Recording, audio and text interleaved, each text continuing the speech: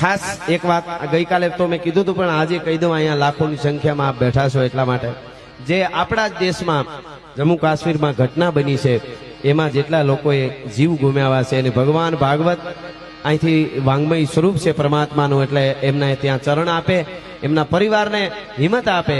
અને આમ તો જેના માથે વીતી હોય એને ખબર હોય, હા આ બહુ અઘરું છે જેના ઉપર આ ઘટના બને છે. ન પૂછો દાજેલા દલડાની વાતું, વાતડીએ બ્રેમંડ ડોલે. હા, મારી વાતડીયું મંદિરો સાંભળે તો મંદિરોની મૂર્તિઓ રૂવે રે, વાતડીએ બ્રેમંડ ડોલે. એટલે એને અંજલિ શ્રદ્ધાંજલિ આપીએ છીએ. અને અહીંથી ગઈકાલે કીધું ને આજે કહું, વડાપ્રધાન શ્રી આપણા મોદી સાહેબ એમણે સરસ નિર્ણય લીધો સિંધુ નદીનો બંધનો. એવા એક પછી એક નિર્ણય લ્યો. 1965માં આપણી પાસે સેના એટલી હતી નહીં. 1965માં બાપુ આપણે સાંજે એકટાણું જ ખાઈ શકતા હતા, એટલું અનાજ ભારત પાસે હતું. તેથી આપણા દેશના યુવાનો લાહોર સુધી પૂગી ગયા હતા. આજ 15 લાખની સેના છે, આજે પૂગતા વાર ન લાગે. હા, એટલે એને એ તો થશે.